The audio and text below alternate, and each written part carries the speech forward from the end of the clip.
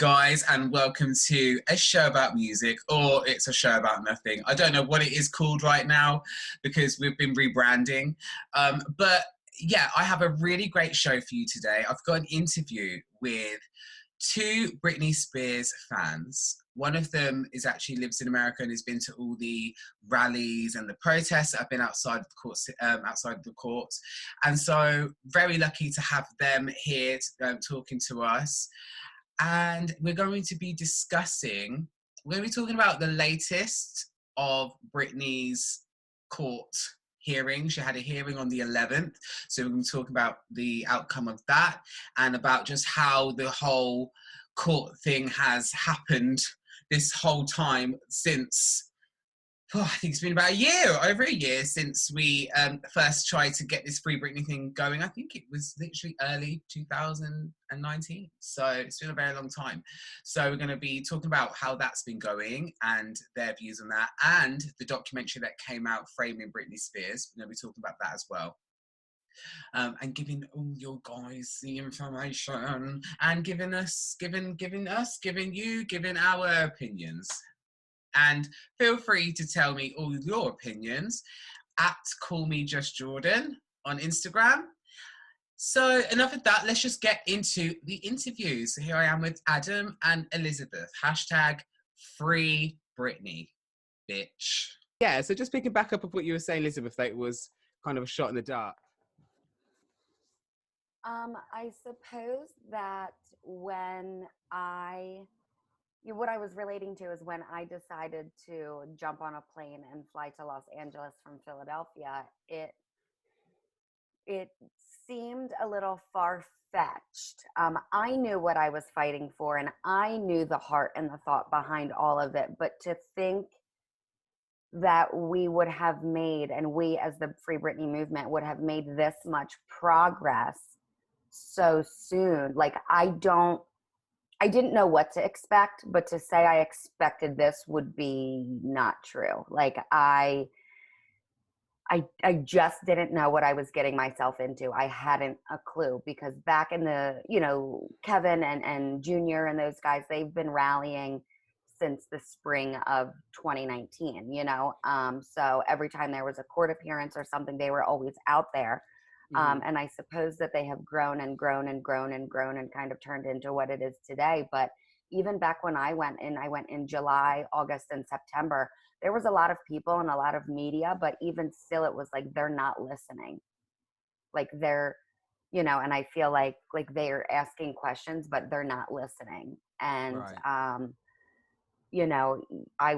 I had talked with Us Weekly and E! News and Entertainment Tonight, and I was on Entertainment Tonight, and it was just kind of like it was presented as everybody, like the media was still against Britney, and it's just like, this is never going to happen.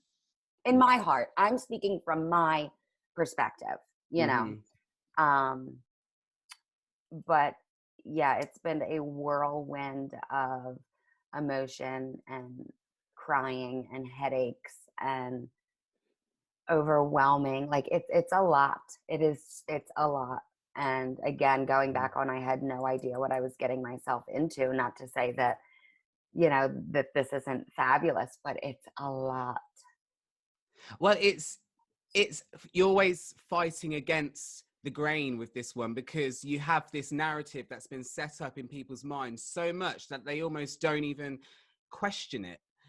They just automatically, you mentioned Britney Spears, and they had this whole she's crazy and stuff, and it's like, oh no, I have to explain to you, and people find it so far-fetched that they've been sold such a lie that they almost don't want to. They would prefer to believe the narrative that they had, instead of really acknowledging that this person is suffering and it's highly illegal. Yeah, absolutely. So let's start with both, like how you both kind of came aware of that there was a problem with Britney. I'll start with you, Adam, and then we can ask you, Elizabeth, and then go into the rallies and the protests you've been through. So Adam, what was the first thing that you saw that alerted you to this? I think for me, I'm not sure if Elizabeth will remember, but it was years and years ago, almost a decade ago. I used to get quite into deep into rabbit holes with Britney Spears on YouTube and just researching a lot. And there was a voicemail that came out that was actually Britney.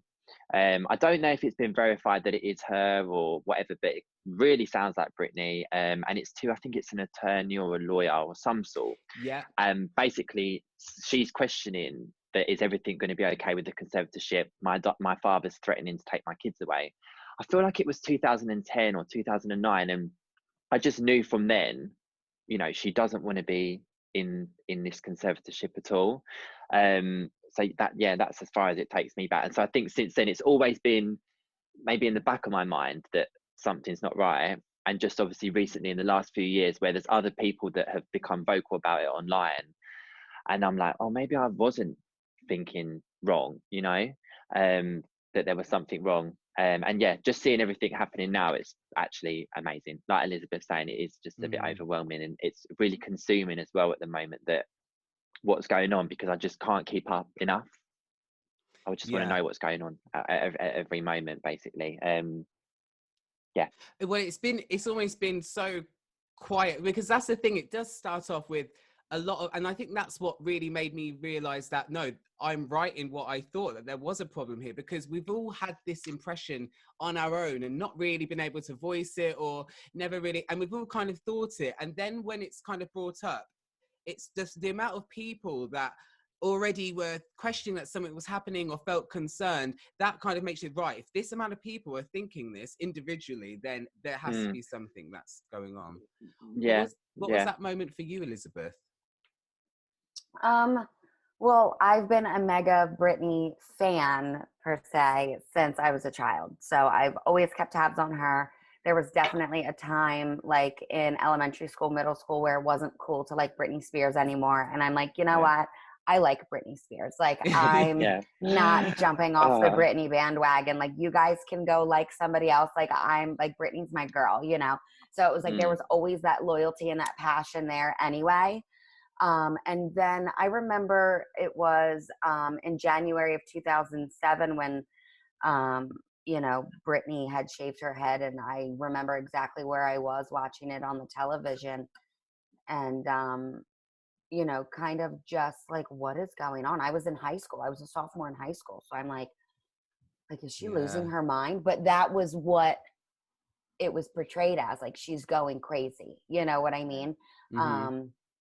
And so I was concerned as that loyal fan for so long. I was extremely concerned. And, you follow the narrative that the media gives you. And then, a couple years go by, she's still putting out music. I'm seeing her in concert. All seems well, you know what I mean, in the public eye. She's hot. She's singing. She's dancing. She's being Britney and, keeping my world spinning on its axis, And then we can just kind of fast forward to when Britney's Instagram started getting a little bit bizarre, and then she went missing per se, and then the media put out that she had checked herself into like a rehab or a mental institute, whatever you want to call it, in Malibu there. And it was kind of like, okay, like, what's going on? And then, because this was following the tour being canceled or the second residency, all that stuff. And then I guess that paralegal called the Britney Scram girls and left that voicemail, and then they released it. And that's when we heard like she had been in the Malibu place for a couple of weeks, like since the beginning of January or something, I think he said, and that she was being forced to take medication. And I just lost it. I'm like, what do you mean she's being forced to take medication? What are they doing to her? And at this point, I'm 28 years old. I'll guess, I'm 30 now, but we'll just pretend I was 28 then. I've always pretty much been single, living on my own, doing my own thing, being extremely independent, making my own decisions. And it was no longer like the fan in me supporting her. It was like a woman supporting another woman and going, how dare somebody treat somebody like this? You know what I mean? Yeah. And that's when I downloaded every podcast that I possibly could that was talking about Britney, Britney's Gram, Eat, Pray, Britney. We need to talk about Britney. Like, I'm online, I'm looking what everybody else is saying. I'm seeing the hashtag Free Britney starting, and I jumped on. And, I guess I was kind of following it for like a year. It was a lot of like back and forth, like not really knowing what was going on. And then COVID happened and everything shut down. And I really went down the Britney rabbit hole even more because I had I wasn't doing anything. You know what I mean? And then that's when I decided to, I need to get involved, like more involved, use my voice. Because that time goes by and you find out more and more and more and more, and these court papers are coming out, blah, blah, everybody's talking about it. And I'm livid, you know what I mean? Yeah. And so I'm like, you know what? It's time for me to use. I've always been a passionate person. Let me just say that. I've always been passionate. I've always been strong-willed. I say what's on my mind. And as a child, it wasn't in the nicest way, but I've always been one to stand up, use my voice, speak for others if they're not strong enough to do it themselves. Like, not in an overpowering way, but in like a I have your back way. Like, that's me. Yeah. So I'm like, all right, Liz, it's time. Pack your shit. You're going to LA. You know what I mean? Wow. And so when you said you went to LA, where was it was that where the court hearing was? Mm-hmm. So I didn't know anybody. I booked a flight, booked a hotel room near the Stanley Mock Courthouse in Los Angeles. I'd never been to LA before. I do a lot of traveling by myself as it is. So it wasn't like bizarre that Liz is going to LA by herself, like for my friends and family. Like the Britney Spears aspect was bizarre to them, but not the fact that I was traveling. And I just showed up at the rally with my signs, and I met a couple of the people in person that I had met online, and we just kind of like got to work. And I guess I had a sign that said that I traveled from Philadelphia to LA to use my voice for someone who's been silenced. I think that photos like circled around the world a couple times, but that sign caught the attention of whoever was there, whatever journalists, interviewers, media, whatever. They were like, oh, you flew here all the way from Philadelphia. I'm like, you're damn right I did. And Philadelphia, like for those of us in England who like don't get flights in England to England, that is a far distance, like completely. Yeah, it's East Coast to West Coast, like coast to coast. Wow. That's crazy. Yeah. And so because you was in the documentary, you like was in the opening sequence. It was very moving. And what was that taken from, that footage? So I think it was in August, I created a Dear Britney Instagram fan page on a whim. And I figured, you know what, the way that things circulate on the internet, we all see the same stuff. If you're looking for it, you'll find it. You know what I mean? Like, regardless of where you are in the world, where you are in your Britney rabbit hole, like you will come across the same stuff everybody does if you're looking for it. Yeah. That being said, I knew that people's hearts were in this so much, and everybody had a message for Britney. People want to talk to Britney. Back in the day when we were kids, we would write letters and send them off, or write on the AOL music thing and send them, so it's like, it's not as far-fetched as it may seem. So the idea just popped in my head when I was laying in bed. The next morning I woke up, wrote my letter, read it on camera, and I started the Dear Britney page. And I just had some people, write their letters, send in themselves reading it, and they're very everybody's got a Britney story, and they every single one of them will grab your heart, make you cry. Like, people, the fandom and Britney is so special. Like, I don't think that and I mean, this is an assumption, I don't think that many other artists have that impact on their fan base. I don't know how she did it. And, but she captured everybody that was paying attention. And, these testimonies to their love for Britney as the artist and the person and the mother and the entrepreneur, like, it's just amazing. And every time I was in Los Angeles, I basically, as I like to call it, signed my life away to everybody that wanted to speak to me. You have to sign. I mean, if you want to talk, you have to sign like consent forms and like, you know, this can, once we have it, we can do whatever we want with it. If you're, and fine, perfect. You know, I'm not here to keep quiet. I'm here to talk.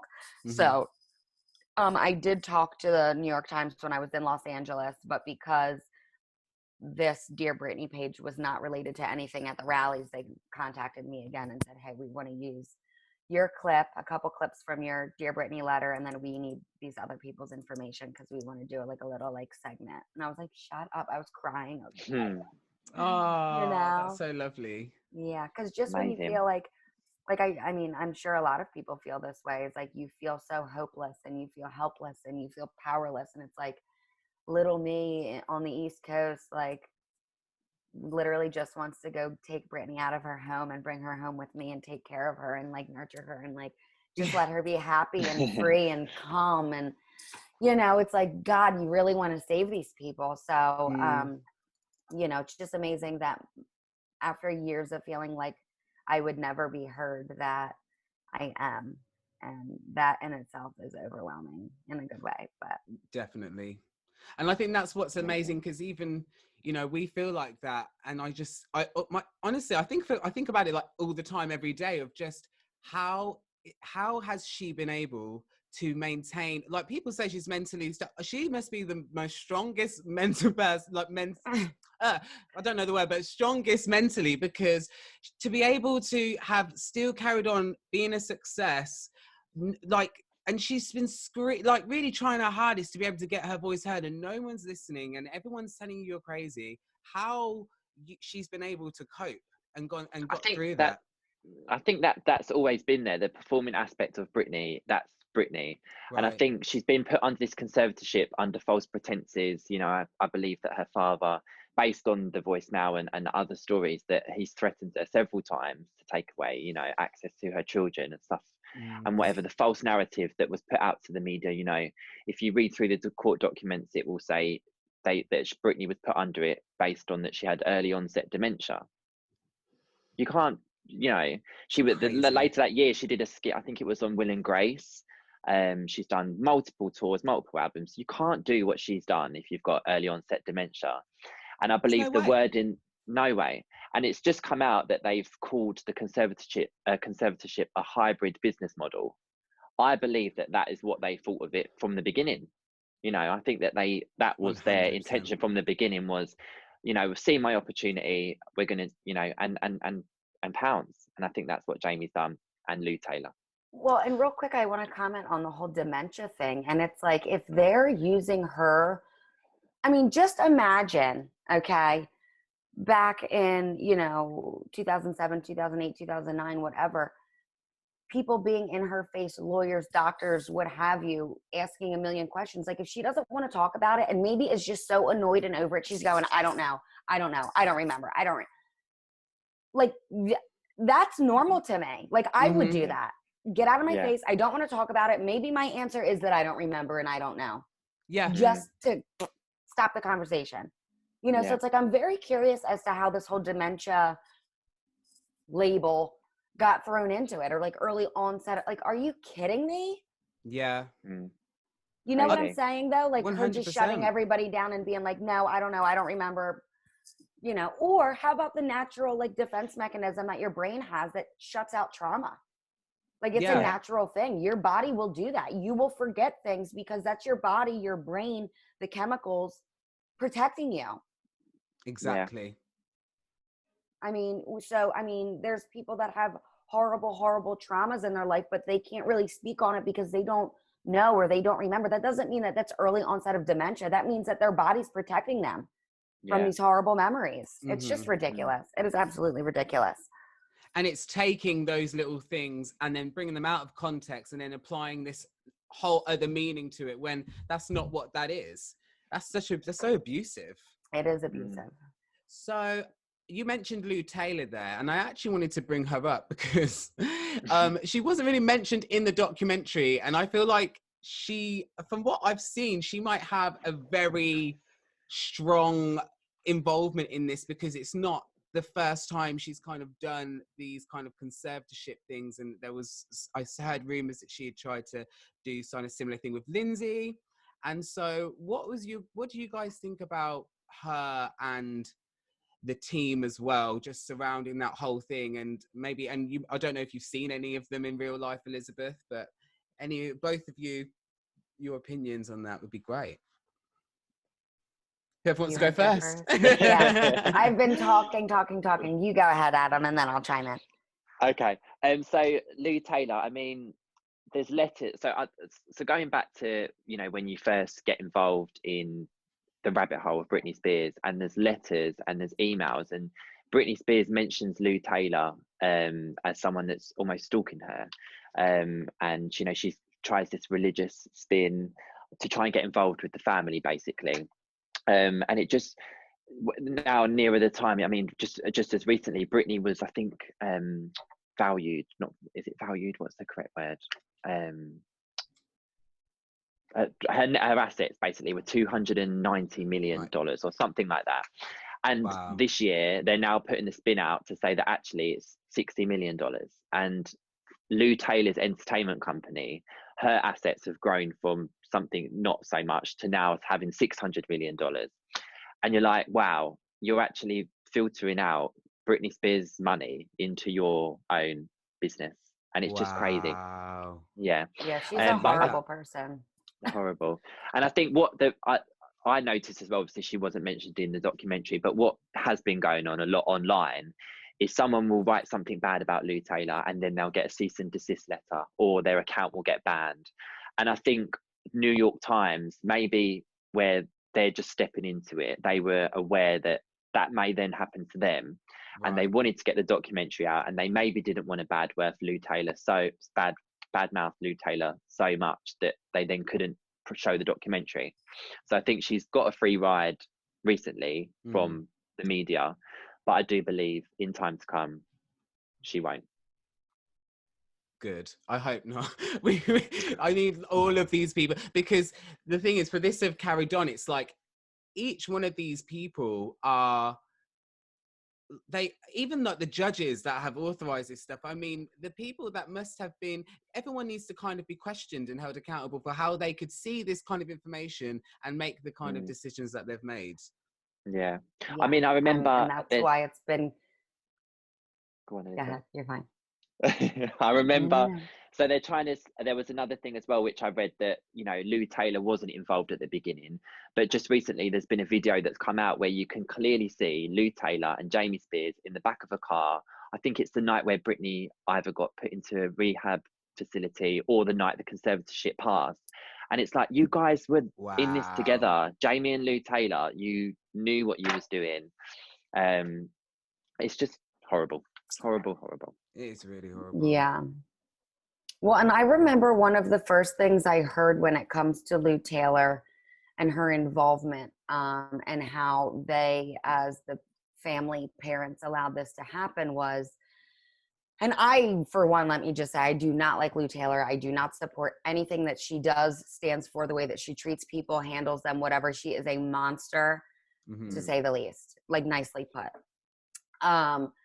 But when it was presented to me in the way that, okay, let's take two parents, Jamie and Lynn, Southern, you know, kind of not the brightest bulbs in the box, you know, just like kind of, you know, like whatever.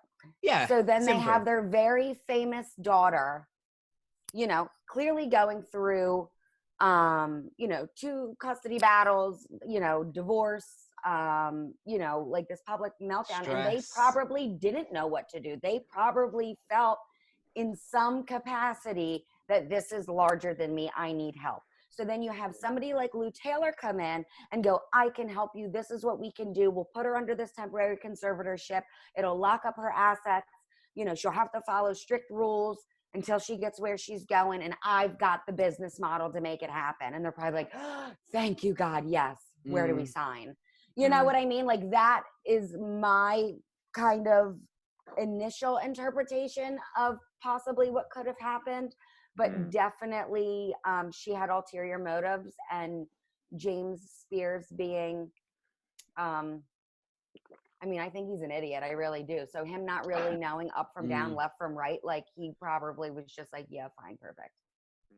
Like, and it's just a mess. And he's been getting paid from it, and he's seen the financial aspect of everything, and he's literally the only one benefiting from this, and it's disgusting. It's awful. Also, was you going to say something, Adam? Or I was just going to say, to Elizabeth's point, saying, you know, Jamie doesn't have a clue. You think back to, you've got your 17-year-old daughter on stage getting interviewed for, you know, worldwide press, and they're asking her about her breasts, if she's a virgin. And you think, surely as your parents, somewhere along the line, they should step in. You know, I think the rules are different in America to here. You know, obviously they're maybe 21 is, you know, the alcohol age, and maybe where you're considered an adult. But here, I think it's a lot younger. So over there, she's still almost considered a child, I believe, being 17 years old. Absolutely. Yeah, she's a child, and you're allowing your child to be on a chat show and asking, you know, are you still a virgin? You know, let's talk about your breasts. And you think, so, surely there's someone there to say, you know, her PR, whatever, someone, an assistant, to say, shut that shit down. You're not asking my daughter about her breasts. And I think that that's contributed to where we're at now, basically. And even aside from being an underage, like, minor at 17 years old, I'm 30. And if somebody was asking me about my sex life or about my breasts, I would literally attack them. Like, you don't, like, that is, like, that should be, I'm speechless, clearly. Like, it's absolutely disgusting and extremely invasive and beyond intrusive and inappropriate on so many levels. And why this wasn't, I mean, like, when these interviews were happening, let's keep in mind, I was literally like 8 years old. So I didn't have that, you know, as a little 8-year-old kid, you're kind of curious. You're like, ooh, like, oh, is she a virgin? Like, let's talk about her breath. You know, like being like a weird little kid. But like, why weren't the adults in the world freaking out? Like, where was everybody?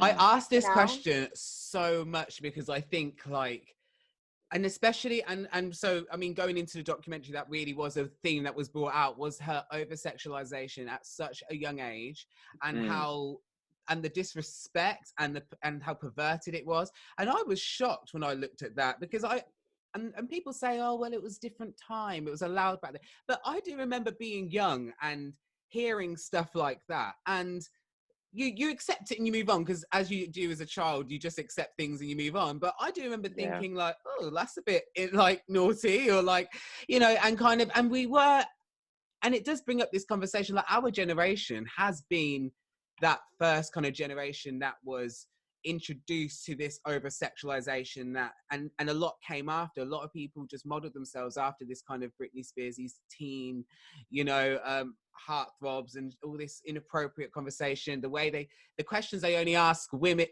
that, like, when they asked questions, even like One Direction, they'll always ask about, oh, like how many girls have you had backstage behind tours, if it's like a really good as if it's a really good thing to be a player. But yet when you talk to the girls, it's always like, oh, you know, have you lost your virginity yet? And it's just, it's shocking that that it was allowed. I can't believe that people just did that and moved on.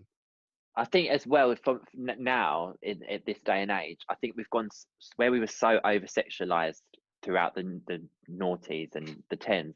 It's now gone so far that it's not even a thing that you should ever talk about. But everyone is still very comfortable within themselves. But you still respect everyone's boundaries, and you're like, you don't actually talk about that kind of thing. And I think with Britney Spears as well, obviously you can say she's paved the way for the pop star girls that you have today. But I also think on the other side, we weren't talking about mental health in 2007 and 2008. And, you know, 13 years later, every day we're talking about mental health. And I think she maybe almost led the way for that as well, because she had a breakdown in the public eye. Everyone, you know, saw that, witnessed it. It was on the front page of when I saw the newspaper front pages, what they put watching the documentary, that just to say as well, for anyone else that's listening, there's a good, amazing documentary called by Deep Dive on YouTube, and you'd spend hours watching that. Please, Jordan, I think you should watch it as well. Okay. They show a lot of the front covers of newspapers back in the day, and I don't think we would be having the discussion about mental health now if it wasn't for Britney Spears. I love that. Seriously. She's single-handedly saving the world, let's be honest. Exactly. Just in everything She that is. she's doing. What a Mm. sacrificial Literally. lamb. What was I going? I was going to say something now I've forgotten. I don't know if you want to jump in anymore. Oh, and by the way, I think the Zoom might cut out at some point because it kind of. But if it does, we'll just like log back in and end it. Oh, okay. Because I think you get like 40 minutes or something, and then it cuts or something. I don't know. Some weird thing. It just popped up. Yeah. So, what was you guys' thoughts when you watched the documentary? What was your reactions? What did you like? What didn't you like? Was there anything that was new to you, or I'll wants let to you go first? Yeah. Okay. I mean, for me, it was a good oversight. I don't feel like I learned anything new. I think one of the only things, actually, take that back, the night that she attacked the paparazzi's car with an umbrella, well deserved, may I add. But I wasn't aware that the reason that that night she was actually going to Kevin's house to try and see the kids, and he wasn't letting her in. And each time she was going to the house, the paparazzi would follow her, then they'd go back to the petrol garage and then back again. And they're following her to and from. And you think, already I'm dealing with this horrendous situation. And you're then taking photos and videos of me. You've got her cousin saying, please leave us alone. Like, please don't do this. And they just don't. And she obviously gets out of the car and does what she does. But yeah, apart from that, as a whole, it's a good oversight for someone that's interested in it but hasn't done as much research as probably me and Elizabeth or the Free Britney movement. So I think it's a good introduction to get people to come in and follow. And I think that's why, the last few days have just been mental. Every day there's a different news story from The Guardian, the New York Times, publications all over the world. I actually do Google Britney Spears' name. Elizabeth you might laugh at this, but Google Britney Spears' name with a different country just to see if that country is also talking about it. And yesterday, Britney Spears India, and they're talking about it in India as well. It's crazy. Everywhere. Wow. I really didn't think that was going to happen. Oh, this like is that. like a world, like the entire world is in an uproar. And I found that out. I knew that the world was paying attention when I was finding speeches that I gave at the rally in LA dubbed in other languages, like languages I've never even knew existed. Wow. Yeah. That's crazy. So that's how I knew. Like, wow, like this is much bigger than the United States. Like, yeah, it's everywhere. Yeah, like, and there's that image, because Getty Image, they were there taking photos at the rally, and that's the folks that captured the photo and me that's holding the sign that says, I traveled from PHL to LAX to use my voice for somebody that's been silenced. Like, that photo was all over the world. So, and like, even while we were at the rally, one of the girls there pulled up a picture of me from that day from some Italian website that had my shirt on it, because the back of it said, her loneliness is killing me. It's like one of the the shirt that I had custom made for when I went out to the rally. That's in the documentary, isn't it? Yeah. That's in the documentary. Yeah. Yeah. Wow. So I think as well, there's been I'm sure Elizabeth as well, but I'm like the go-to person for Britney Spears, because obviously, Jordan, I've been introduced to you through our mutual friend Helena, because Helena was like, you need to speak to Adam. But I can't tell you the amount of people that I've spoke to over the last week that have, first of all, messaged me like, please, can I have a link to watch the documentary? And I'm like, yes, of course, I've got you sorted. I've got a go-to guide for how you find the link, what you've got to do, and then please message me when you've done. And I think for my side, it's good because I've been able to draw other people in that may have liked Britney Spears or may have had an interest in her, but now they've watched the documentary and they're like, oh my God. They're like, where can I get more? I need to know more. Yeah. I'm like, yes, get down the Britney hole. Seriously. #Free Britney. Seriously, people are out like in an outrage. And like, for me to try to explain to people why I'm going, I'm like, yeah, I'm going to LA. Britney Spears, she's in this abusive conservatorship. Her father's taking all of her money. And people are like, oh, that sucks. Next.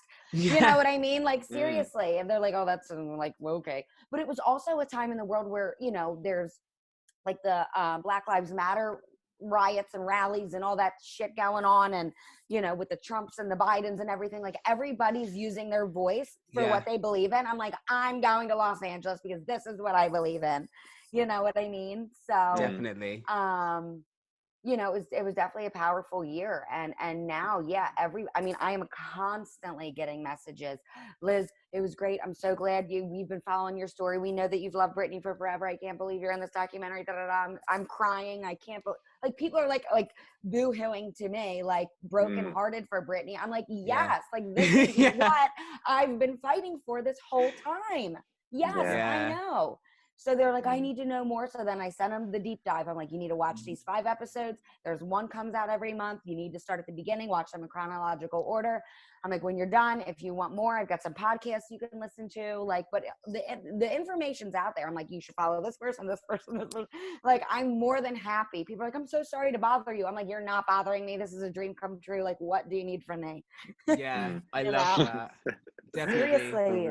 It did push, and I wonder if maybe COVID had something to do with that, people feeling feeling like they needed to have like a sense of purpose more, and like getting more outraged at injustice.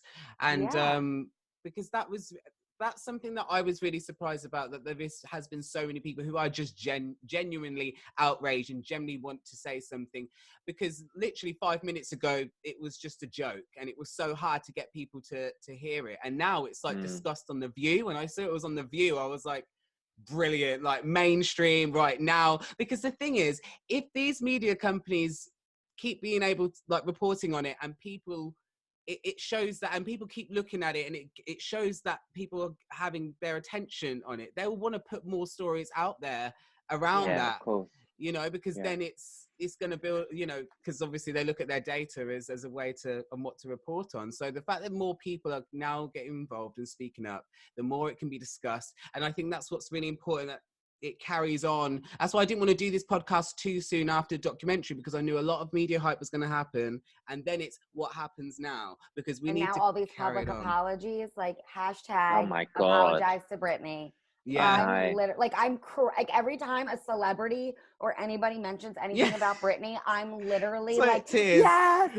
And you know what? It's like I did this. Like if it wasn't for all of us going out there raising hell, causing a scene, like it's a tasteful scene. It's a good. The rallies are a lot of fun. It's a lot of Britney love and Britney fandom and Britney music, but also like lawyers and people who are also not okay with what's going on. But it's like we did this. Like, if it wasn't for every single one of us calling off work for a couple days to go out there and like, we made this happen. Like, the reason that the celebrities and even Sam, her boyfriend, the reason that he is comfortable speaking up, because he has the whole world behind him now. Before that, he didn't say shit. Because he's like, I can't, I'm scared. I don't know what's going to happen.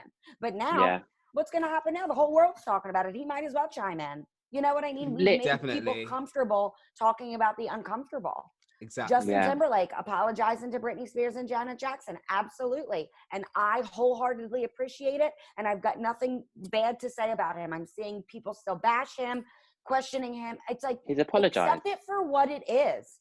And that's part of my issue too with a lot of people in this movement. Some people are never satisfied. Right. Yeah. And it's come on. Have you seen, like, is that what you've seen kind of coming up with a lot? Like, is that a running theme throughout the whole thing, that it's like people aren't happy with whenever there's more than 2 people involved, there's always going to be drama. So now that, the whole world, and this is a big deal. People are really passionate about it. But, and like, my reaction to Justin Timberlake's apology is the way that it is because of who I am and how forgiving I am, and how me too. I don't hold grudges, and I move forward, and I can accept an apology, and I'm always the first to apologize. So I'm like, all right, perfect. Boom. That's what we needed to hear. You know what I mean? But like, there also needs to be a conversation with Britney and Justin, absolutely, behind closed doors. But the fact that like, I'm good with that. Like, yeah. Because he could have very easily said nothing. Right. Exactly. Yeah. Or been like, you guys don't know what you're talking about. Pulled a Jamie Spears, like, you don't know what you're talking about, sort of thing. No. Like, exactly. No, like, I've always believed that Justin, and I'm very intuitive, and I feel things before, like, I'm just like very in touch with like the world, for real. It's kind of bizarre. But I've always liked Justin. Like, I'm still not over Britney and Justin. Like, I understand that he was young and stupid and influenced by managers and the media and the public pressure. Like, I give that margin of error to literally like almost everybody involved, but like enough is enough with most of these people. You know what I mean? Yeah. But it's like, you're young, you're famous, you're hot, you had a public breakup, your heart's broken too. Who the hell knows what happened? I mean, even in our personal lives, we do and say mean things to exes or during breakups. Yeah. You know what I mean? So it's like, I think everybody forgets that celebrities are also human. So and that they were very young humans. It's like they're making mistakes in front of everybody. They were children, exactly. Well, something that really resonated with me, I think it's in the deep dive documentary that you will watch, Jordan. But there's a point when Britney Spears and they're talking to her about, I can't remember what interview, whatever it is, but she says, and it just goes so that melon. She's like, I'm a person just like you, wow. And it really stuck with me. And it's like, she's just a person just like us. And it's just, you have to think, if this conservatorship was for someone that wasn't Britney Spears, that was just, you know, a 39-year-old ordinary person, would this still be going on? You know, would they still be under this lock and key? Exactly. And that's why, you know, the financial aspects behind this conservatorship are why it's obviously still going on. Well, that's what I found weird, because I saw one of the Britney's Grams interview with, I think she was a lawyer, and she said, well, for some, you know, there is a type of conservatorship which would be for people who are struggling with mental illness. I think it was called an LPS conservatorship. And that would be, but with that one, the people, like, she would be able to hire her own lawyer, and her family wouldn't be able to benefit from it. So, but she's not under that sort of conservatorship, because she's going to pass every test they give her with flying colors. Exactly. That's why she's not in it. But they're like, it's so screwed up. It is so screwed up. Everything about this is wrong. Do you think that the court system was aware of this? How deep does this go? Or do you think that, you know, the lawyers, was it Andrew Wallet, do you think they're aware of what they were doing, or were they just really trying to, you know, help? Like, where does this, what do you guys think? I think, you know, there's always been, James, you can look back ages and ages, Jamie Spears was not in Britney's life, really, you know, at all. And it's only when she comes to this being in trouble that he sees, this is my time to, you know, get involved. An opportunity. And you see, like, even there's an exec from Jive Records. This is a huge person that's, I think she was marketing director or something. She says the only thing Jamie ever said to her was, my daughter's going to be so rich, she's going to buy me a boat. And you're like, wow, if that's what you think of your daughter, it's just cash cow. Cash cow. And why? And if he does have his daughter's best interest at heart, last year in the hearing, Britney requested that, you know, she doesn't want him on there, and she's not going to work until he's off. Well, then he should go, okay, I want the best for my daughter. I still want her to work, be successful, earn money, do whatever. I'll step down and I'll let someone appointed, you know, take over. But why? Why is he not doing that? Let's give her a chance. Let's give her a chance. Let's give her a test run. If he wholeheartedly believes that this is what Britney desperately needs, but she's going, please, Dad, I want to get out of this. Give me a chance. What do you have to lose? All of her money. That's what he has to lose. Yeah. So screwed up. And what they're going to find as well, if he was to step down, and obviously they're going to look through everything. They're going to go through accounts, you know, everything. They're going to find he's filtered money from Britney Spears. And, you know, they're going to sue him. Bessemer Trust will sue James Spears, because they share 50-50 rights to the estate, you know, conservatorship of the estate. That means that they both have access to the same stuff. They're going to be able to go through records and figure out what's been going on. They will sue him and boot him out. I'm guaranteeing you. I don't know how long it's going to take, but it's going to happen. I just hope she gets her money back. And it's funny, I saw I hope these people go to federal prison for the rest of their lives. 100%. I saw a meme, I think it was yesterday or something, and it says something like, millennials, we hate rich people. And then it's like, the Free Britney movement, give Britney all her money back. And it's like, that, she deserves that money. She's worked from 1997. Oh my goodness. Yeah, it's her money. It's ridiculous. It's her money. Her And the money. amount of people that are benefiting, even just, and what made me feel even more angry was to think of this recent, I mean, they've carried this court, like, it should have been, they should have just looked at it, ended it somewhere, but it's been carrying on for how long now? And every time they go there, each one of those people are making more money by being present in that court hearing. Yeah. And it's all out of her pocket. She's paying for everybody in that room. And it's Yeah. horrific. What I don't understand is as well, her lawyer, Sam Ingham, why has it taken him so long to finally be Exactly. like, okay, Britney, we're going to help you get out of this? He should have been doing that from the get-go. And that just makes me think that, you know, he's maybe slightly corrupt as well, but he is on Britney's side and he should have been fighting for Britney from the beginning. Why has it taken him 13 years? I don't know. But we will find out. But even if the money's an issue, if that's the main concern, it's not your problem. It's not your money. If she wants to blow it all, that is her choice to make. Thank and you. like, do you know what's going to happen if we get cut off? Like, are you going to send another Zoom link? Yeah, I mean, I'm kind of looking at the time as I'm like, is it going to cut off yet? What I would do is I'll probably just send you another Zoom link. I'll do it to your email and do it to Instagram. Is there a time? Cool. I can't see a time. Well, I don't see the time either.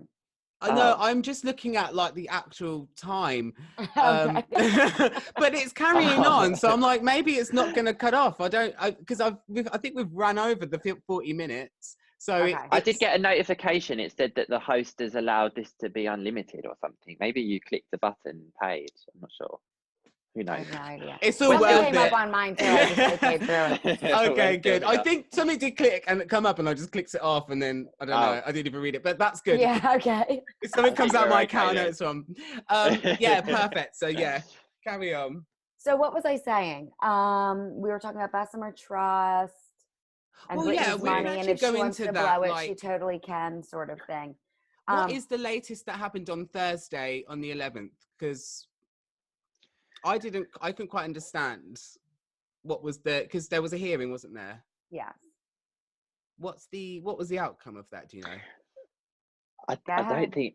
No, Elizabeth, you go. No, you go. I want you to talk. So there was. It's not much change, to be honest, but I think what Jamie was lobbying for was that he wanted to take control. And I think Bessemer Trust have been able to say, you know, absolutely not. It's 50-50. All decisions are made together. And you saying that you want to have full control, I believe is going to come back and bite him on the arse very soon, because Elizabeth, did you see there was a girl on Twitter and she has said that Brenda Penny is her mum?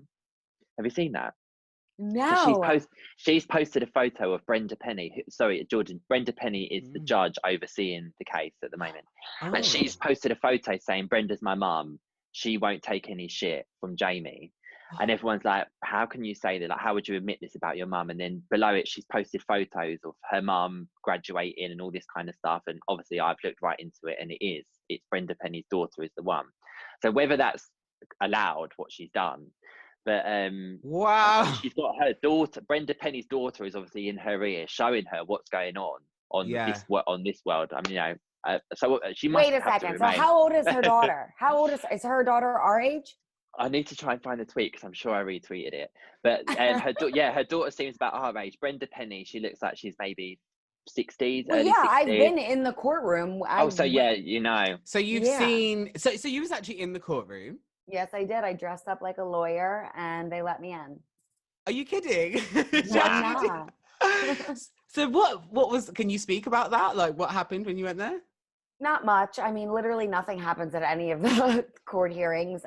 It was, nobody was present except for Judge Penny and like the bailiff. And then the Britney Graham girls went in and there was a guy from TMZ inside. And then I was in there and a buddy of mine, James, went in. And they were basically, this was in September, and they were just basically talking about like back and forth, like just the same shit that legal is of zero substance. Just, and like nothing. We were in there for like 10 minutes and they basically just continued it until like October. Oh, But it was just neat. on It was camera. very neat to hear all of the like lawyers talk and Mm-hmm. like just to hear these people, like that was neat. But Have you ever been able to see like any of Jamie's team or Samuel Ingham or anybody?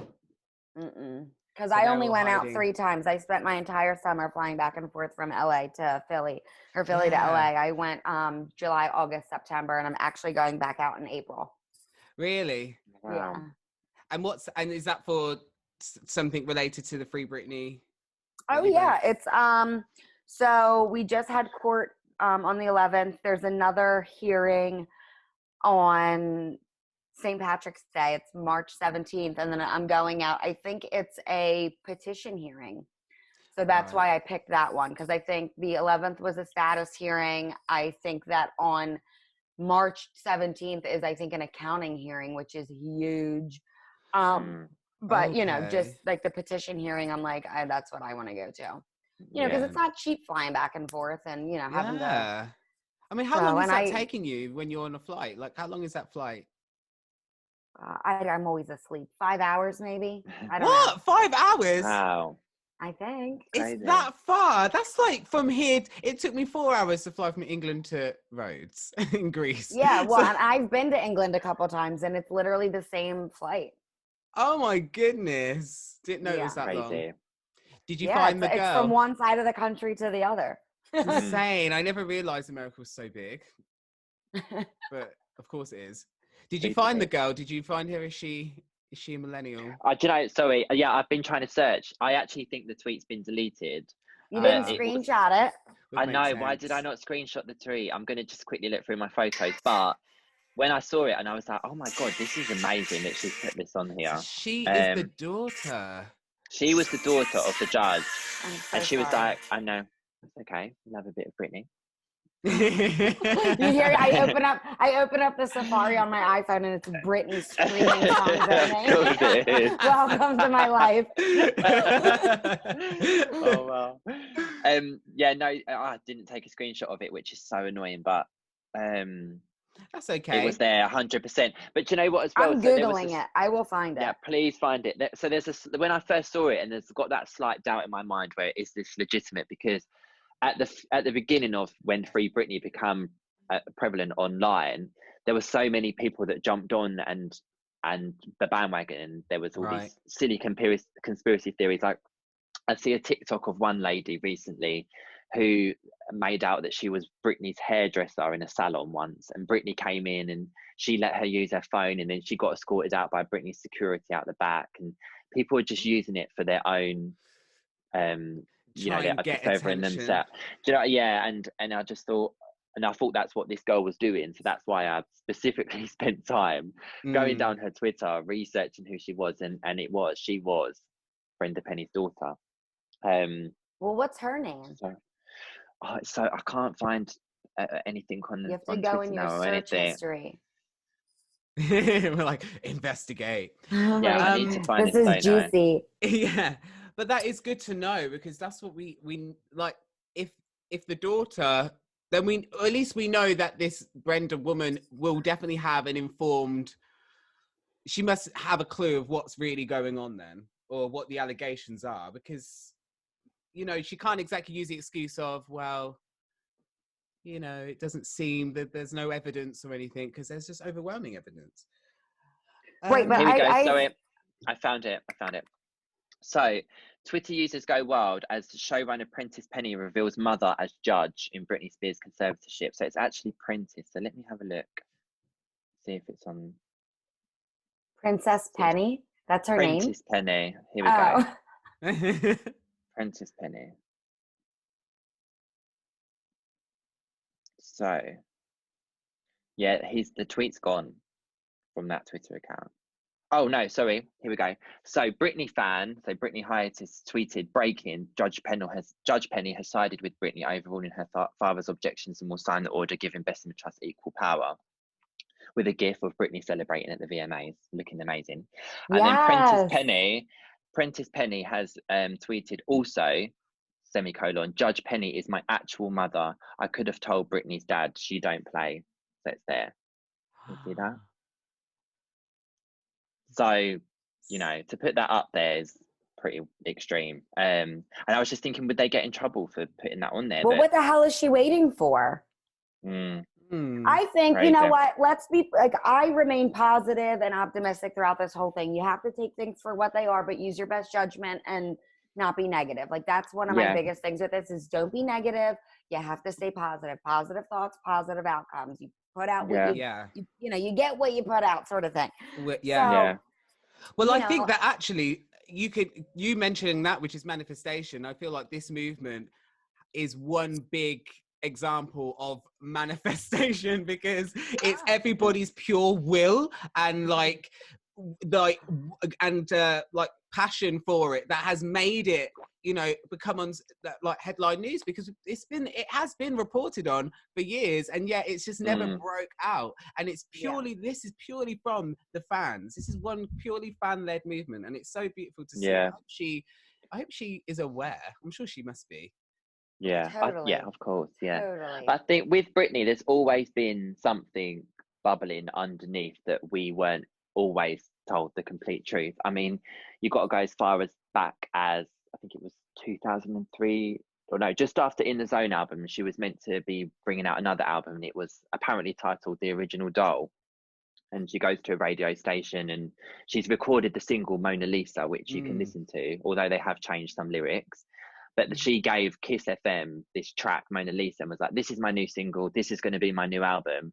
And then her record label was like, absolutely not. You're not releasing this album. And then that got shelved, and they released the Greatest Hits album with My Prerogative as the lead single from that. But there are quite a lot of the tracks that apparently were intended for the original Doll, you can find on YouTube, find online. A lot of discussion about the original Doll. But I think since then, there's always been that they're trying to control Britney from, and it dates back as far as then, I think, that she wanted to have creative control of her music and everything, music videos. There's interviews with guys that have worked with her on tour that have said, you know, Britney is not a yes woman. She does what she wants to do. And I think that narrative in the last 6, 7, 8 years has changed to us just, well, not me, but the general public thinking, you know, Britney just does as she's told. Her mic's not switched on because they're scared of what she's going to say, you know, all these different things. But there's always been something there endearing for in regards to Britney, but just something not right in regards to her management, control, family. You know, like Liz, what about Jamie Lynn posting on? Did you see that? So she posts. I don't know if you've seen it, Jordan. I'm not a Jamie Lynn fan, and I never have been. Even as a child, when I tell you I feel things, like I'm telling you, like there's like, I'm like, why did I never like Jamie Lynn? Like I just never did. Like I was not into her. I did not watch Zoe 101. Like I used to like seeing like photos of like candid photos of them like walking around when she was a kid. Like it was cute, like big sister, little sister. But like as a person, like as like herself, like I've never been into her. And as I get older, as she gets older, like she continues to rub me the wrong way. And that's how I always felt. There was never a change of heart. Like it just is what it is. Like Jamie Lynn's not my girl. I respect her because it's Britney's sister. Yeah. I love her in my own way because it's Britney's sister, but I wrote her off years ago. I just find it bizarre that she'd post. I just find it so bizarre that she'd come out of her shell and go out of her way to say, I was not at the rally. Like, just be quiet. No one cares, actually. Is that what she mean? Yeah, like, what? Is that what she said? What? Apparently, there were some media outlets saying that Jamie Lynn attended the virtual rally. Like, somebody must have logged in to the rally and made her name Jamie Lynn. I saw her name, yeah. Okay. I saw there was Lou Taylor. Yeah, there was I know. Lou Taylor. Right. And there was also Maya Marie as well. Someone had changed their name to Maya Marie. God. And I was like, and that's where it's just come from. And you think, do you think that, Jamie? But just even shut be up. like, thank you for the support, for supporting my sister. I was unfortunately not in the rally. You don't have to be like, no, I don't know anything about it. It wasn't me. Like, well, isn't she managed by Lou Taylor? She's like, yeah, there's something going on. They're like friends. Her and Lou Taylor are definitely like friends. That's a bit sketchy. And the They thing look is, like each other's photos on Instagram. Really? I'm Yeah, sorry, they're but whack. like if that was me, that was my sister. There's no way I would be doing that. Exactly. And because I saw her brother when he did an interview, it was like they just brought him out of a broom cupboard to try and like, oh, we need some positive press, go and say something. And he's come out, and his replies were so obnoxious. Did you watch that little podcast interview? Of course. It was so obnoxious, and I and couldn't so even... sexist as well to say. He was like, oh, the girls in our family are very strong-minded. I think he said something along the lines of that. And it's hard for us to control because they have an opinion. And it's like, are you kidding? Like, I'm sorry.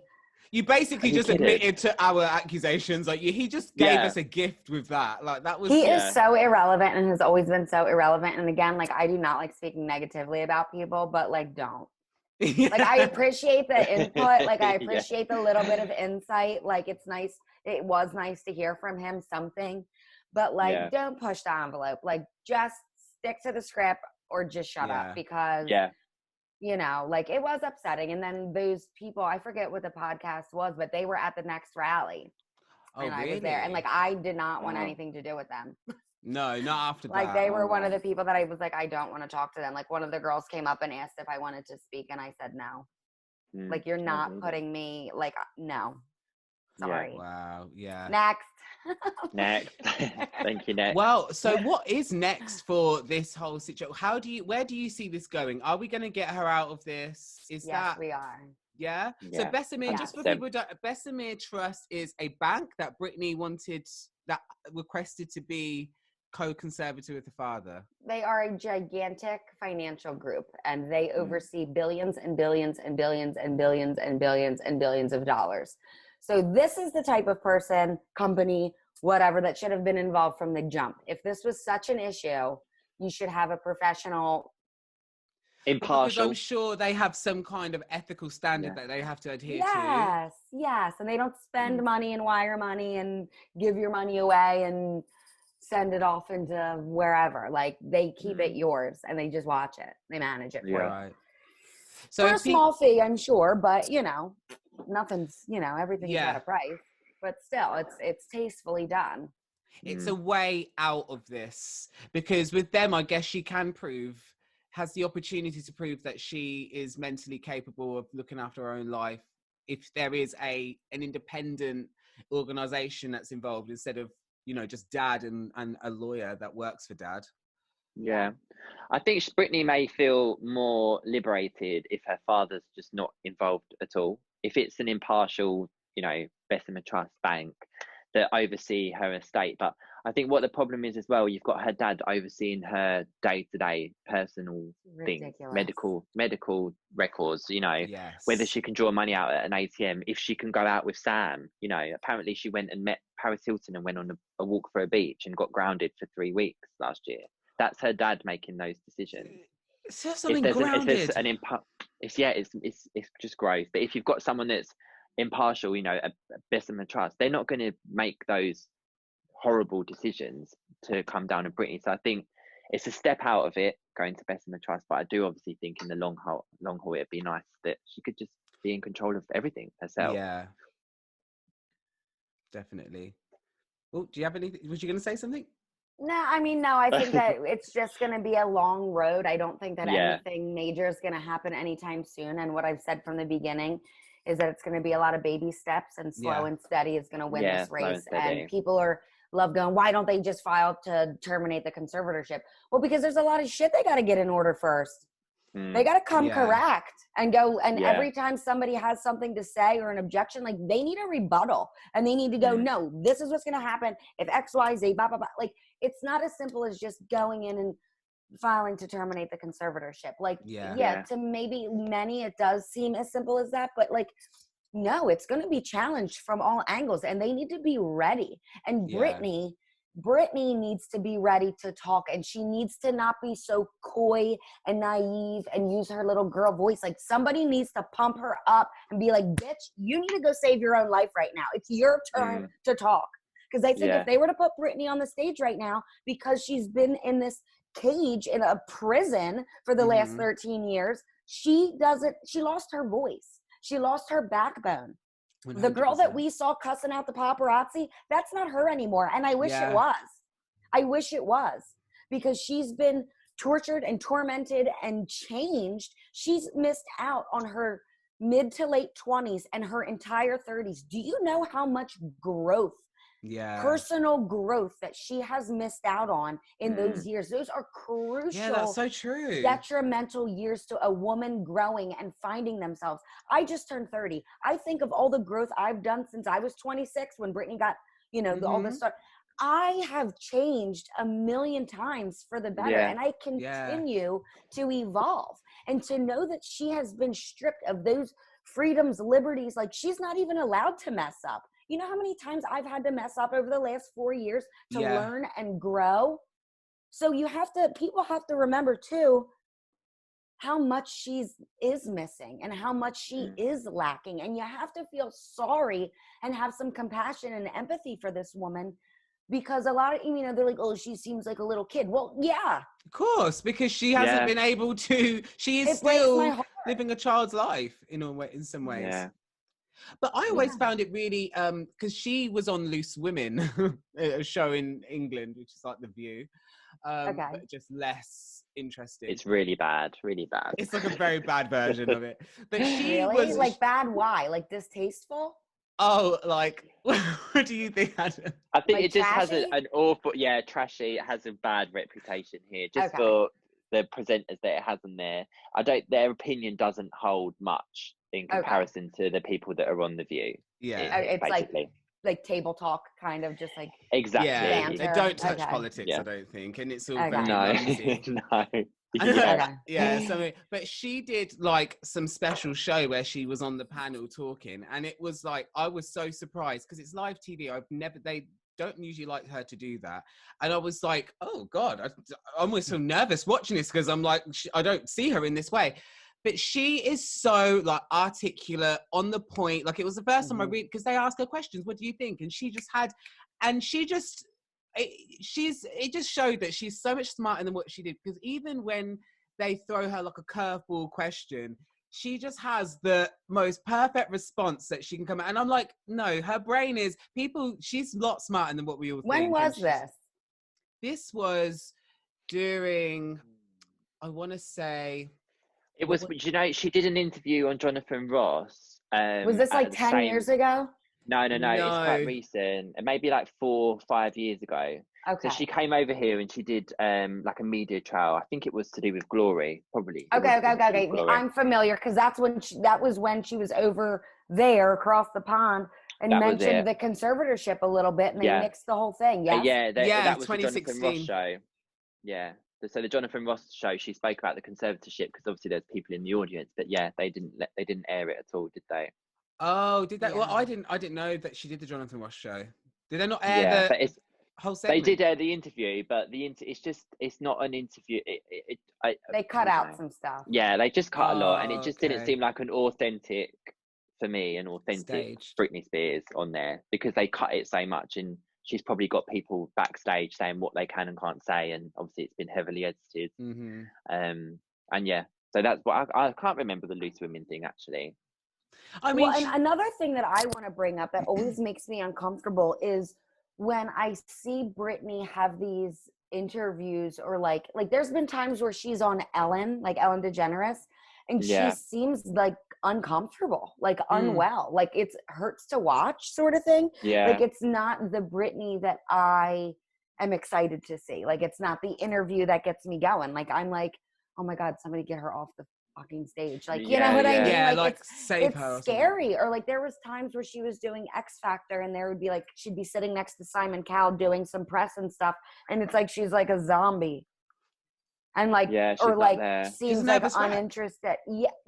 And it's like, inside, what is going on? And people see that and they're like, oh my god, she's nuts. Like, no, like, she's drugged. Like, she's been drugged and tortured, and probably had one hell of a pep talk before she got in front of the camera about what she can and can't say. So she's a nervous wreck and doesn't literally want to say anything.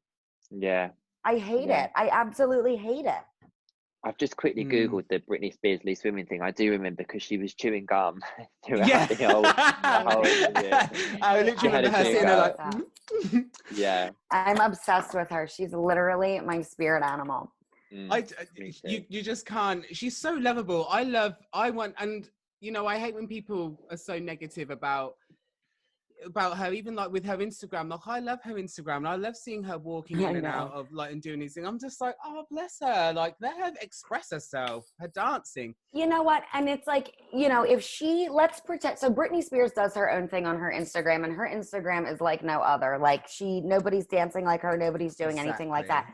But if she was half naked with her butt out and twerking all over the place and gyrating her lady parts all over the place, like, would people be talking about it? Like, would it be concerning? Like, what's more concerning? Like, because that's what's socially acceptable now, the twerking and the popping your private parts all over the place and acting like a whore on the internet. Like, if Britney was doing that, it would probably be okay. But the fact that she's dancing, doing her own whatever you call that, like, it's a problem. Like, I don't understand. Like, Cardi B's literally naked with her gigantic ass and tits all over the place, and that's fine.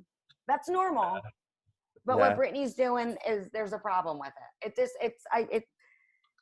It's horrible. I hate it. That's how askew that we are on this planet. It does seem like the last few years we're all just looking at each other like, what is going on? I just don't even understand. Is there anything that like you wanted to maybe discuss or bring up that we haven't already just talked about with Britney or the Free Britney movement? Anything you wanted to mention? I think because we have covered a lot. Yeah, we spoke about everything. Really. I would like to know, what do you guys think that if people want to lend a hand, lend a voice, what can they do to continue this movement on throughout until we get her freed? What can people do?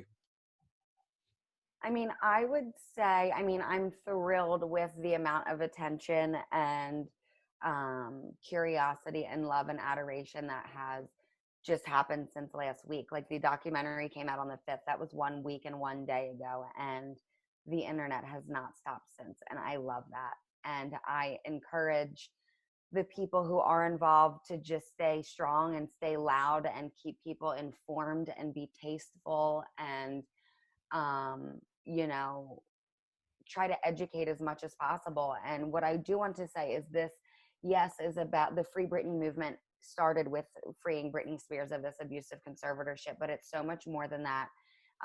There are hundreds of thousands of people all over the United States that are stuck in abusive guardianships and conservatorships, and that is the biggest issue. Britney is in this predicament because of the bigger picture, and that is what I hope that the Free Britney evolves to, is changing the standard and the lack of supervision in these courts all over the United States. Like, I don't know what goes on in other countries. I don't know if there are guardianships, conservatorships. I'm assuming on some level there is something like, you know, similar. We have something called power of attorney here, but they don't have any authorization to make the kind of decisions what a conservative would do. Okay, yeah. I mean, it's just I'm hoping that once Britney is free and out of this and gets her shit together, whatever that may mean, takes her time, does her thing, sees her boys, whatever she wants to do, I don't care. But I do hope that one day she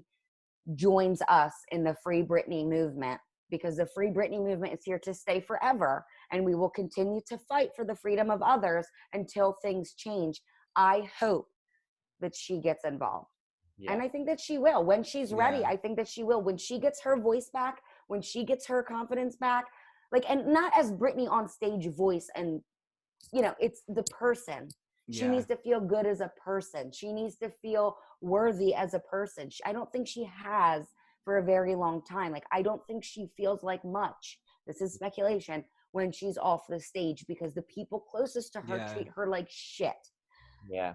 So I just want people to get involved in the big picture, which is ending and raising awareness for conservatorship abuse and guardianship abuse. And I will say all across the world, because I'm sure there's messed up things happening everywhere.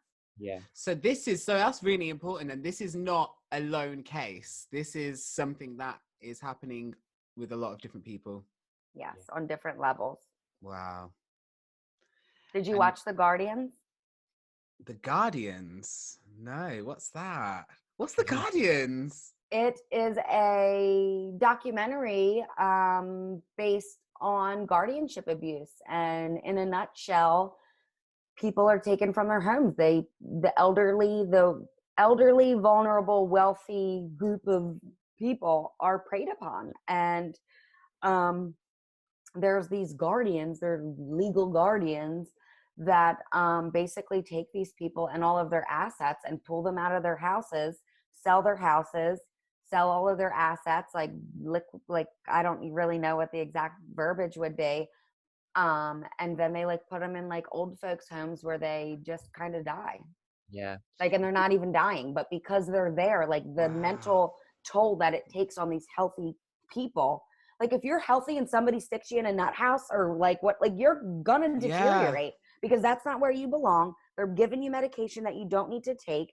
You're literally laying in a hospital bed all day. Like when you should be picking the weeds in your house and like making a fresh salad. Like it's just ridiculous and it kills people. And you need to watch it. You have to watch it. I never. Yeah, we'll have to watch it. I never heard of it, but now, it's on Amazon Prime, Jordan. You can. Oh, watch brilliant! It. Okay. Just as we're talking now, but it's what I was saying earlier. I've got a message. Hey, babe, what's the link for the Britney documentary? Amazing. Good, Love isn't it? that. So I'm yeah, so glad people are getting on it. Yeah. Me too. I can't believe it. What you were saying, just as a closing thing, what people can do is just be vocal about it. And I think even if you've got your Instagram is, everyone's platform, most people have an Instagram, just share something to your story. If you've got 300 people that watch it, 5 people from that might then, jump onto it. And then 5 people are going to share it to their thing. It's just spreading awareness, like Elizabeth has said. And I think the more people that know about it, the better. And yeah, the long game is obviously to raise awareness for the corruption of conservatorships around the world, because there's a lot of people going through it. Definitely. Oh, wow, that's so big. Didn't know we were going to be taking on the whole court system today, but that is what we're doing. Yeah, Free the world. And to end it on like positive notes, what do either one of you have like a song of Britney's that just means something to you, one of your favorites, anything connected to a story that you'd like to share, something lovely? Yes, of course. Well, it's always tough for me to pick a favorite because Britney's has continuously put out music for my entire life, and each album sits with me differently and various tracks mean something. But definitely when I was in high school, I think I was a freshman in high school, and that's when, I was probably a sophomore when Blackout came out, and Piece of Me like was and still is like my anthem. Like, and it has I'm not throwing any shade on any prior albums or albums that have come after, but I loved that for her. Like it was like the clapback of like, are you kidding me? Like, and I'm like, yeah, like you better use your voice. Like when you're recording a song, you better tell everybody what you think. Like, I just love it. But here lately, my favorite song to like turn up really loud in the car and sing is Sometimes. Like, I just love it. That's so cute and innocent. What'd you say? That's what came on your phone earlier when you went. Yeah. But I just love it. It's adorable. And like me, like when it came out, I was like 8 years old. Now I'm 30. She was like 17. So it's like this weird dynamic of like, now I'm older listening to this cute little girl sing this cute little song. Like, I love it. And it's just a good one to sing. Weekend, I've been like playing Lonely from the Britney album. Yeah. Because I think, is that what you said your favorite song was? Yeah, it was. Yeah, and then it came on, like, because I'm just shuffling Britney songs all day, every day, and it came on, and I'm like, this is a great song. Like, obviously, I know it, like, but to, like, really, like, and I'm like, this is a, like, yes. And, like, with Valentine's Day weekend, I'm like, yeah, that's what we're listening to. Yeah. I love that. Yeah. They all What come about in you? waves, don't they? Say it again. It goes round in waves, so you're like love the song for a period of time, and then Yes. it'll come again a couple of years later. It's funny. Yeah, for me, I think my earliest memory, I think I was about 8 or 9 years old, and Stronger. And it was like the age where you used to sit and watch music videos when you'd get in from school, and then until you went to bed and you just flick through. But Stronger just sticks in my mind. And she used to have obviously the chair in the music video, and she spins round. And as a kid in my family home, in our dining room, we used to have like this lovely wooden flooring, like parquet wooden flooring, and these really heavy chairs. And when you used to clonk the chair on the wooden floor, it used to make like, it sounded amazing, a bang, like this beautiful bang. So I'd be in the dining room dancing to Stronger, flipping all the chair around. Obviously, 8 years old, trying to hide that I'm a gay boy in my dining room, dancing with Stronger, and that's probably my early memory. I remember I don't remember Hit Me Baby One More Time as much, but I remember Crazy because my sister used to watch Sabrina the Teenage Witch, and the girl Teenage Witch is in that music video. But she's just like Liz, like throughout my life, there's been a Britney album every couple of years. And yeah, it's just, I just hope there's some more to come, because I've got a sad feeling, I don't know whether you guys do as well, that when she does come out of her conservatorship, that she might go, do you know what, I don't know if I want to do another album or something. I don't know, I've just got a feeling that, and it is tough, but I support whatever she wants, and her being her, I think that she would put out an album without all of this supervision craziness going on. Like, I think that, but I expect nothing. I just want her to be free and happy and see her boys and drive her car and go get a coffee and do whatever she wants. That's all I want. And it has nothing to do with me. I've 100%. I've taken a step back from being the mega fan, and I'm like playing the role of a friend. Like, I'm not, by me saying I'm a Britney Spears fan, it's like, oh, Britney. That's not what I'm doing right now. I'm your friend. I have your best interests. I stand up for you. I support you. Like, for whatever reason, I've been having an issue lately with being a fan because it's so much bigger than that. Like, not an issue. Like, I don't know if I'm like explaining what I'm trying to say correctly, but it's just, I don't know. Like, do you mean like you feel a bit? I feel a bit guilty listening to her music.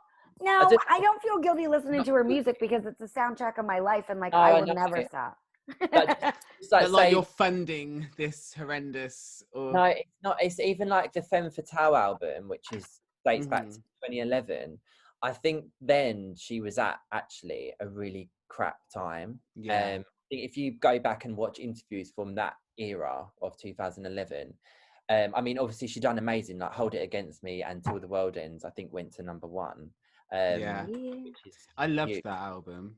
Really, it's such a good album. I used to have it in my car all the time, but just looking back now, I think she was actually really deeply unhappy then. And so 100%. Whenever that and one possibly drugged.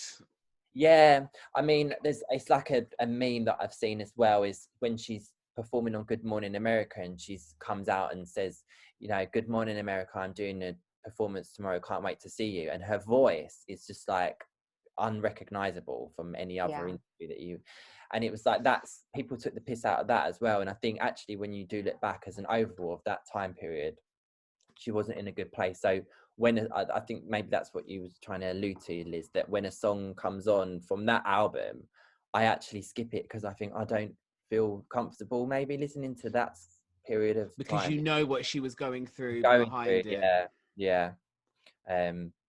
But yeah, it's just a bit weird. Well, I also think that when like you were saying, it's different. It's fandom. You know, you can be a fan, but this is deeper than that, because it's a fan, you know, wants a piece of that artist, wants more music. A fan will be like, I want you to give it to me. But you're beyond that, because it's actually, I don't need anything from you. I just want you to be healthy and well. Yes. You hit that nail on the head. Yeah, I understand that. That's what we want. I feel like she's gonna, because with stuff like this, once she's finally out of this situation and she can kind of move on with her life, I think she will probably need nice period of just healing.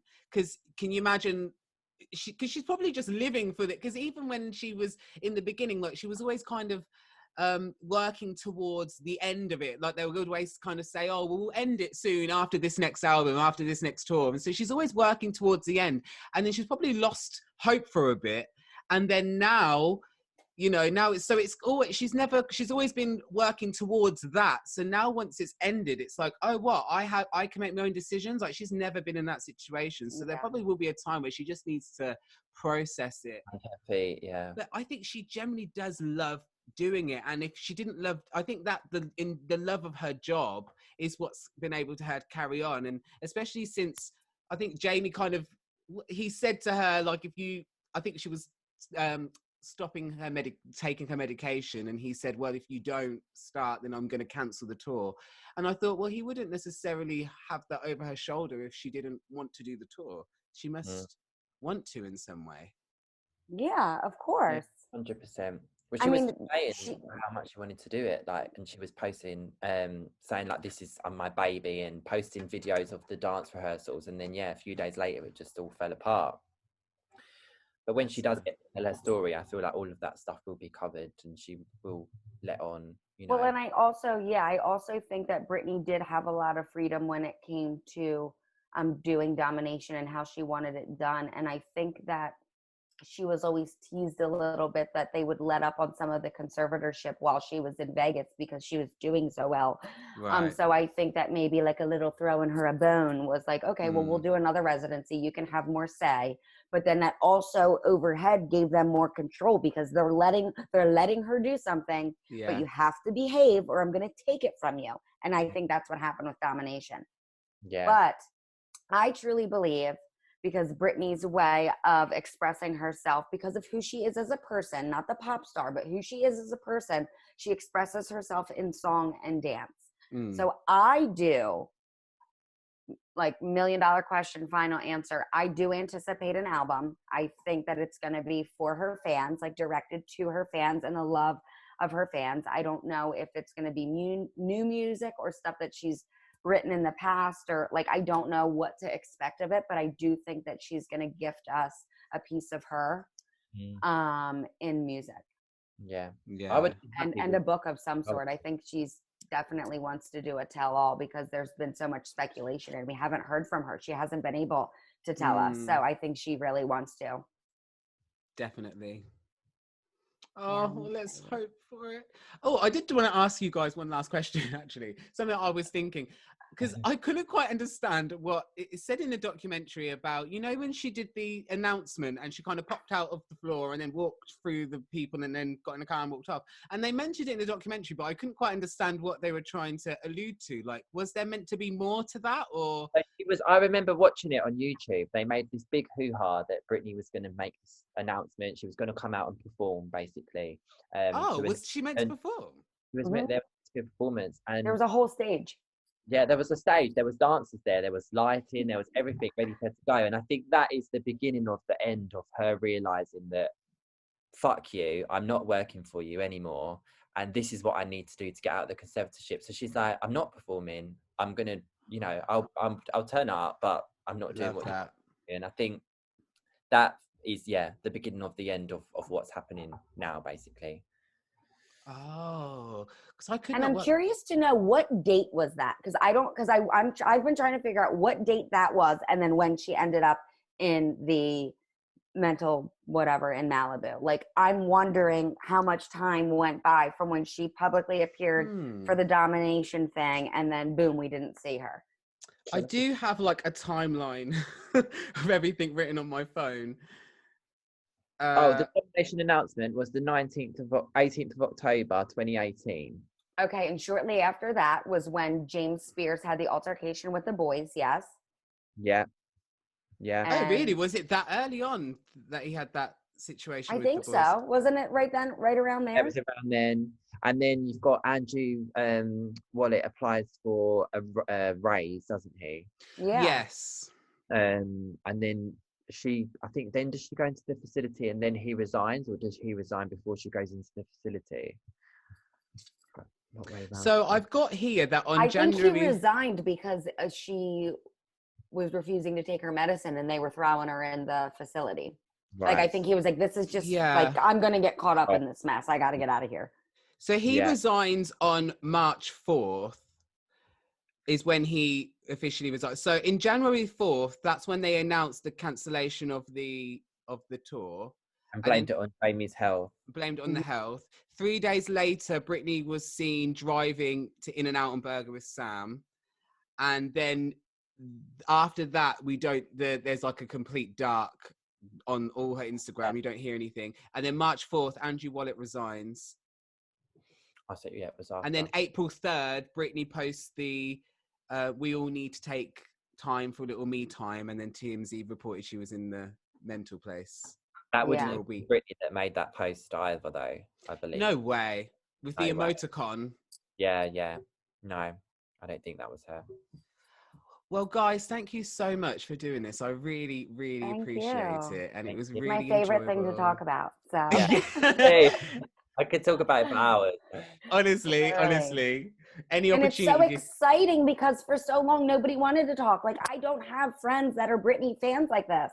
Nobody's consumed in her. You know what I mean? Like, and it's just me, and like, they know it, but like it's like, I'm telling them, but they're not listening sort of thing. So it's so, I've met some of my favorite people through this movement, you know, all over the world. In Los Angeles, you know, the surprise witness on Instagram and Twitter, she's like half hour away from me in Philadelphia. Like, it has literally like some of my favorite people. And I'm so excited to have come across you both and be able to talk about what matters to me. So thank you for giving me the platform to do so, for real. It's been amazing. I mean, if you guys are comfortable, I'd definitely like to include all your links to in the description, because you guys are very vocal on Instagram. All the news I see from you guys, I'm like, oh, brilliant! Like, this is like a you're like straight there. And then any other, like, I don't know if there's any other communities that are like groups and things like that around this that people can join. Is there? Like, in what sense? Like, is there any like Facebook groups, or is there anything that people can follow? There is a Facebook group. If you just were to type in Free Britney, I think you do have to fill out a couple of questions to be allowed in there. But yeah, Free Britney on Facebook. There's a lot of information posted there. They do have some moderators as well that work really hard to, you know, only let stuff that people genuinely want to see go in there. So if you do want to get more involved, I would say join that group, definitely. A lot of information for me comes from that group, and it's to see other people's opinions as well, and also connect with other people like Liz and other people all around the world. Definitely that group for me has been good for the last couple of years.